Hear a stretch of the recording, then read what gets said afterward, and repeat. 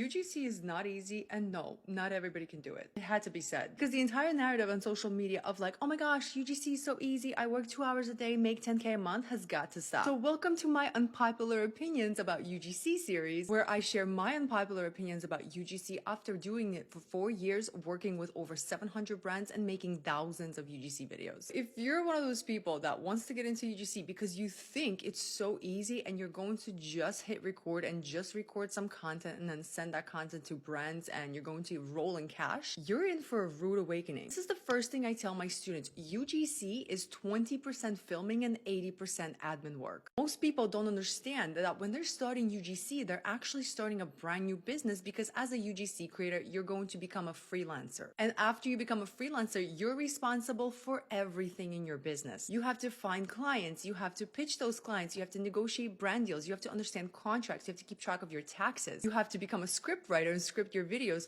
you have to produce that content, edit that content, submit that content, follow up with brands, negotiate a fair pay, and so much more. Not to mention building your personal brand, which is like a full-time task in itself. I'm not trying to discourage anybody from starting UGC, but I want you guys to have a real understanding of what it's like to be quote unquote successful in this content creation business. If you don't have that solid foundation from the beginning, it can be all life consuming. UGC can give you that amazing time flexibility, but it's important to note that time flexibility does not equal time freedom. Very oftentimes I hear UGC gurus talk about how they have all this time freedom in the world to do whatever the hell they want, when in reality what they're talking about is time flexibility. Because time freedom allows you to make money in your sleep, but time flexibility, which is what you get with UGC, allows you to make your own schedule. But you still have to provide a service in exchange for compensation. While UGC is very easy to get into because the cost of starting a business is basically non-existent, UGC itself is a business and it requires an entrepreneurial mindset. You have to be extremely strong-willed, you can't take rejection personally, you have to be extremely motivated and organized. You have to have that drive in order to start something and freaking see it through. While it's easy to get into, and yes, technically anybody can get into UGC, it's certainly not easy to do, and no, not everybody's going to last. Sharing one unpopular opinion every single day for the entire month of August, so make sure you hit that follow button so you don't miss out tomorrow's video. Right, UGC creators, I am calling a staff meeting. Can we all agree that at some point on our journey, we have been sold a dream about this business? Okay, so we all thought we were going to earn 10K in our first or second month. We've seen the posts about time and location freedom, which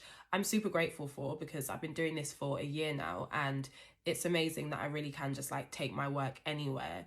We've all seen the posts about how all you need is a tripod and some Wi-Fi, or the posts about free PR or the amazing brand events, which, don't get me wrong, these are all great perks of doing UGC full time, but I feel like we need to normalize telling beginners about the stuff that's not so great, but it's also very normal on your UGC journey. And the first thing is slow months. One thing you guys need to know about slow months is she does not discriminate. It doesn't matter how long you've been doing UGC for, how established you are, everybody has slow months. So I had my first slow month like earlier on this year. I want to say it was like a bit after Christmas.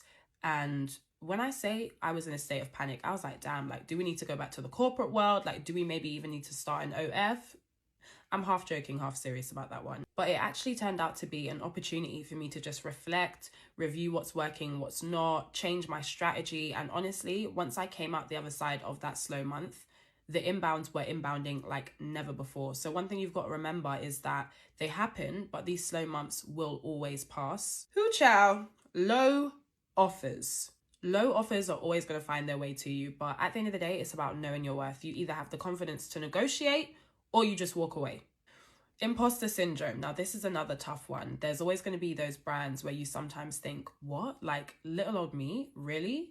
But you know what? You've just got to keep reminding yourself that you are absolutely worthy of every opportunity that comes your way. In fact, I feel like imposter syndrome, that's going to be a whole nother video, but short and sweet. Remember how far you've come and celebrate those wins. Creative block. Guys, you're not always going to be pooping out ideas. Like, there are going to be times where you're going to feel like you're in a bit of a rut and you honestly can't even muster up an Instagram reel. Be patient with yourself, maybe try and change your environment, and honestly, that is going to do so much for your creativity. If you found that helpful, save and follow for more.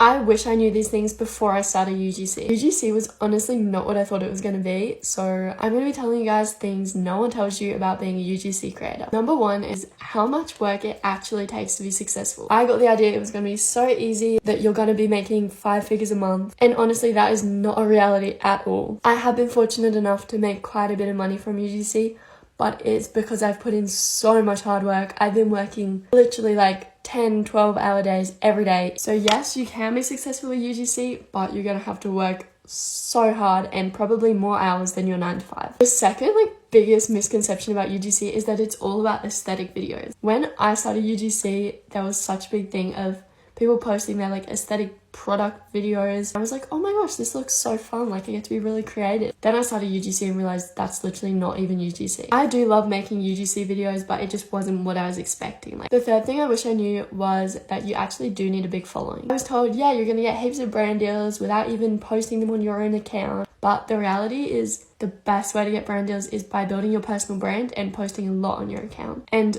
the more followers you have, the more likely you are to get noticed, which means the more money you are going to make. The fourth thing that I realized quite recently is that UGC is not going to make you rich, but it's the other things you can pair alongside with UGC that is going to make you the money. Because once you have a platform, start getting influencer deals, you can start selling digital products, you can do affiliate links, there's so much. And it's pretty unlikely that people are making 6 figures a year from just doing UGC. The last thing I wish I knew is that it actually does work. I had ways to make money online before, like dropshipping, affiliate marketing, and it never really worked. So when I started UGC, I was like, oh, probably not going to work, but it actually does work. And obviously you have to work so hard, but it does actually bring you money. So if you're thinking of getting into UGC or you're a new UGC creator, I hope these things helped you guys. And make sure you follow me for more UGC tips. Here are 3 things they don't tell you about becoming a UGC creator, and I'm going to tell you because I wish I'd known these at the start. Number 1, UGC is not passive income. You're not just filming videos and getting paid. You're pitching, negotiating, reading contracts, managing timelines, protecting your usage rights. Number 2, followers do not equal money. Now let me say this again, followers do not equal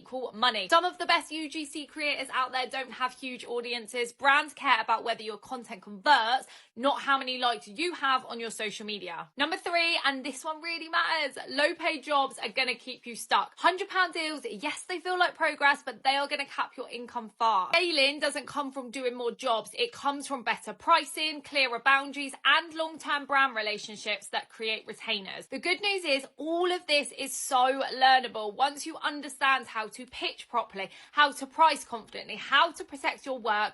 UGC is going to become a sustainable income stream and not just a side hustle. So if you want honest education about UGC, make sure you follow me because I teach creators how to build real and sustainable income from home.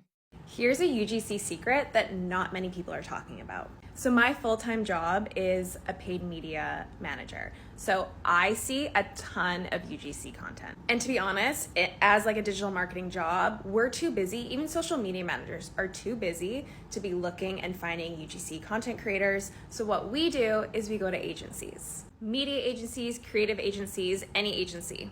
And these agencies have a UGC roster already.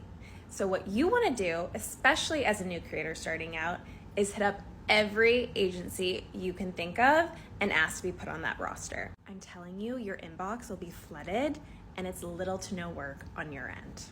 I'm a part-time UGC creator, and if someone told me these 3 things sooner, I probably would have made money a lot more faster. Number 1 is spending more time on my video examples. If you don't have great content posting in your portfolio, you're just not going to get hired for brand deals. So if you're just getting started, what we're going to do first is research on how to edit, how to make great content before even creating a portfolio.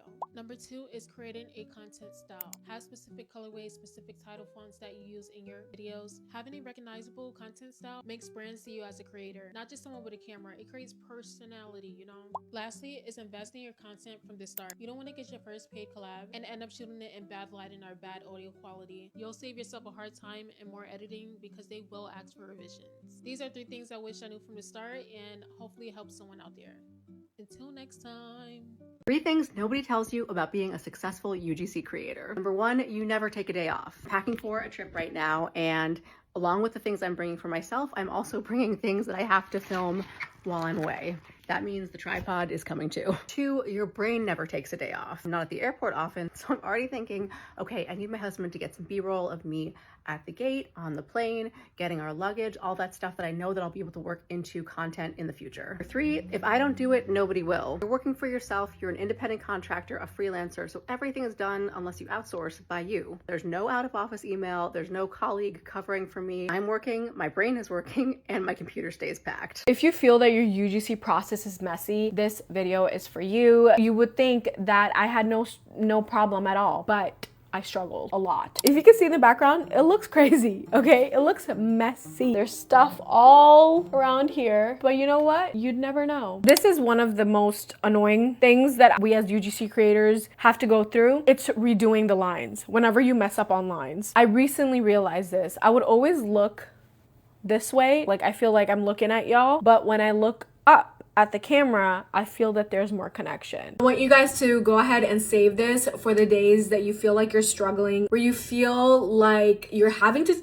take one too many retakes. I understand. I struggle with the same thing, and I don't want you to feel alone in this, because honestly, truly, this is part of the process. It is part of being a UGC creator, no matter how seasoned you are. You're doing amazing. You're putting yourself out there. I'm super excited for you and your UGC journey. If you want to become a UGC creator in 2026, listen up. I'm going to tell you a couple things that I wish I knew before I started. Invoices are usually paid after the month that you invoice the brand. So if you create a piece of content in November and then you send them an invoice in December, you're only getting paid at the end of January. Some months are better than others. If you are just starting off UGC, I would not go quitting my full-time job and pursuing UGC as a full-time career, because you have no idea how the next couple months are going to pan out. Some months you get no jobs, other months you get a lot of jobs. You will probably not have a consistent stream of income every single month, especially when you're just starting out. But also, I know a lot of UGC creators that are kind of professionals in the field, I suppose, and they still have quiet months. So be careful. There's a huge difference between wanting to be a UGC creator and wanting to be an influencer. And not all influencers are UGC creators. For UGC, you do not have to have a big following. That does not matter. You just need to have the skills and the ability to create content and follow a brief. But a lot of the time as well, a brand might ask for a collaboration if you also do have some followers. At the beginning, you should be prepared and happy to take on any sort of work that you are given to build up your portfolio. Always highball at the start and then see what happens, because a lot of the time, if they want you, they will be happy to negotiate and move down or whatever. Don't be afraid to say like a wacky big number, and if they shut you down completely, be like, well, what's your budget? This one might hurt a little bit. If you are reaching out to brands and you have gotten no yeses, you have to take a look at your portfolio and see what's wrong with it, because a lot of the time your content is probably just not good. Content creation is 100% a skill that you learn, that you figure out, and you also need to remember that every brand is different. If you don't have a portfolio at all and you've never done content creation, pick something in your house. Make a video about this. Do a bit of research on the brand. Look at the UGC that Bioma already has on their page and try to recreate something like that. If you have any questions at all, let me know.